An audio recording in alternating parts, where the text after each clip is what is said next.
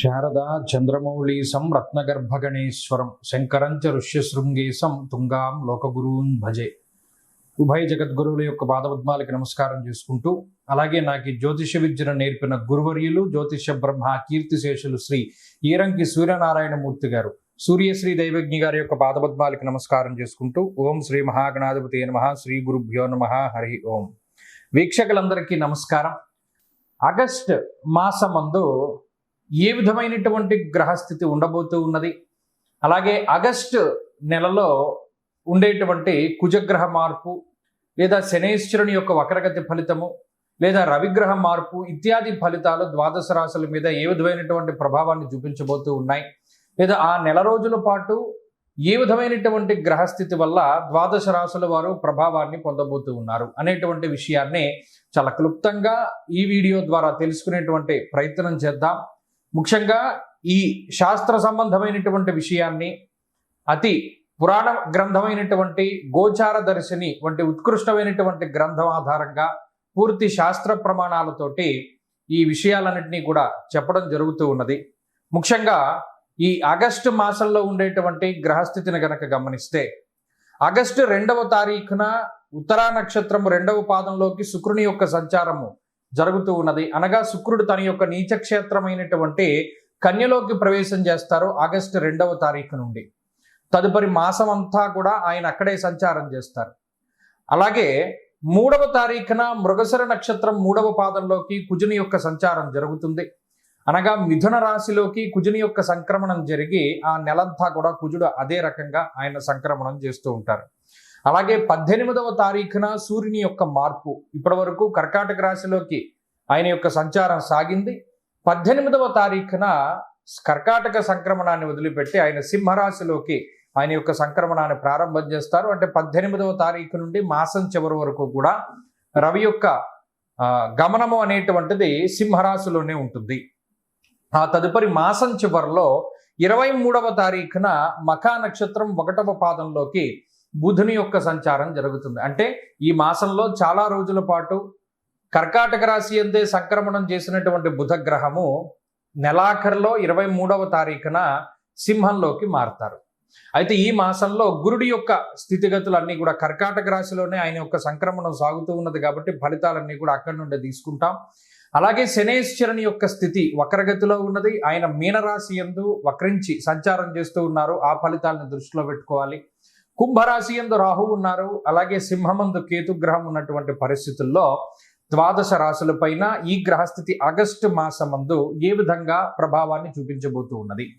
మరీ ముఖ్యమైనటువంటి విషయం, ఆగస్టు మాసంలో మనకి అనగా భారతదేశానికి ప్రత్యేకించి కనబడేటువంటి గ్రహణములు కానీ లేదా మరి ఏ ఇతరమైనటువంటి దుర్నిమిత్తములు కూడా కనబడడం లేదు. కావున ఎటువంటి గ్రహణ నియమాలు కూడా మనం పాటించవలసినటువంటి అవసరం లేదు. ఈ విషయాలను కూడా మనం దృష్టిలో పెట్టుకోవాలి.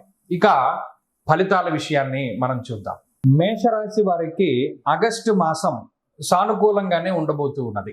కారణం, ఈ మాసం ప్రారంభంలో కుజుని యొక్క స్థితి తృతీయ స్థానమందు ఉండడం అనేటువంటిది యోగించేటువంటి విషయం. అలాగే బుధుని యొక్క స్థితి అనుకూలంగా ఉన్నది. రాహు యోగిస్తూ ఉన్నారు.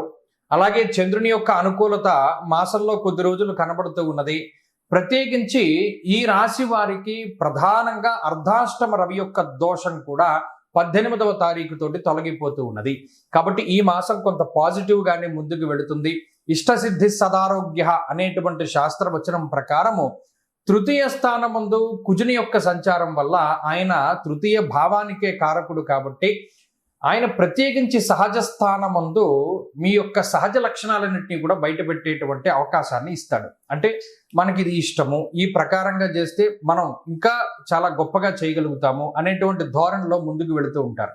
ఇప్పటి వరకు మీకు రానటువంటి పనిని చేస్తూ ఉంటే ఇప్పుడు మీకు ఏదైతే సులభమైనటువంటి పని ఉంటుందో అటువంటి సులభతరమైనటువంటి కార్యక్రమాలు, అది వృత్తి ఉద్యోగాల పరంగా కానీ లేదా మీ జీవితంలో చేసేటువంటి పరిస్థితులన్నీ కూడా కనబడుతూ ఉన్నాయి. కాబట్టి అక్కడ ఇష్టసిద్ధి సదారోగ్య. ఎప్పుడైతే మనకు నచ్చినటువంటి పని చేస్తామో మానసిక ఉల్లాసం కలుగుతుంది. మానసిక ఉల్లాసం కలగడం ద్వారా శారీరక ఆరోగ్యం కలుగుతుంది. ఎప్పుడైతే మనసు శరీరము ఆరోగ్యంగా ఉండి ఇష్టమైనటువంటి పని చేస్తున్నామో ఆర్థికాభివృద్ధి అనేటువంటిది అది నిజంగా కరతలామలకంగానే ఉంటుంది. కాబట్టి అటు ఈ మాసంలో ఉద్యోగాభివృద్ధి కనబడుతూ ఉన్నది, మానసిక ప్రశాంతత ఉన్నది, ప్రత్యేకించి ఆర్థికాభివృద్ధికి అవకాశం కల్పిస్తుంది. ఇంకా చెప్పాలి అంటే అర్ధాష్టమ రవి యొక్క దోషం మరి ఈ మాసంలో పోతోంది కదా 18వ తారీఖు నుండి. తద్వారా కుటుంబ సంబంధమైనటువంటి ఇబ్బందులు ఏమైనా ఉంటే తొలగిపోవడానికి అవకాశం ఉంటుంది. తల్లిగారి ఆరోగ్యానికి సంబంధించిన విషయాలు, లేదా ఉద్యోగానికి సంబంధించిన విషయాలు, లేదా ఏదైనా గృహ సంబంధమైనటువంటి విషయాలు, ఇల్లు కట్టుకుందాం, ఇల్లు మారదాము, ఇల్లు కొనుక్కుందాము అనేటువంటి విషయాలన్నీ కూడా ఒక కొలిక్కి రావడానికి అవకాశాలు ఉన్నాయి. అలాగే సంతాన సంబంధమైనటువంటి విషయాలు చాలా అనుకూలంగా ఉంటాయి ఈ మాసంలో మేషరాశి వారికి. లాభస్థానమందు ఉండేటువంటి రాహు అటు దేశాంతరవాసం చేసేటువంటి అవకాశాన్ని కల్పిస్తాడు. దేశం దాటి బయటికి వెళ్ళేటువంటి పరిస్థితులు, లేదా వేరే దేశంలో పడుతూ ఉన్నటువంటి సమస్యల బారి నుండి బయటపడడానికి కూడా ఎక్కువ అవకాశాన్ని కల్పిస్తాడు. కాబట్టి మేషరాశి వారికి ఇది చాలా అద్భుతమైనటువంటి మాసంగానే మనం చెప్పుకోవచ్చు ఆగస్టు మాసము. ఇంకా మరిన్ని శుభ ఫలితాలని మేషరాశి వారు పొందాలి అనుకుంటే ఈ ఏలినాటి శని దోషము, లేదా శనేశ్వరుడు వక్రగతిలో ఉండేటువంటి దోష నివారణ కోసమై రుద్రాష్టకాన్ని పారాయణ చేస్తూ ఉండడము, అలాగే ఈ మాసంలో మాస శివరాత్రి అనేటువంటి దాన్ని ప్రత్యేకించి ఆచరిస్తూ ఉండడము చెప్పదగినటువంటి సూచన. ఏ విధంగా అయితే మాస శివరాత్రిని ఆచరించాలి అంటే ఆ రోజు ఉదయమే లేచి చక్కగా సూర్యోదయాత్తు స్నానం చేసుకుని అభిషేకం చేసుకోవడం, అలా చేసుకుంటూ ఉంటే ఈ మాసంలో మరిన్ని శుభ ఫలితాలు సంప్రాప్తం అవుతాయి.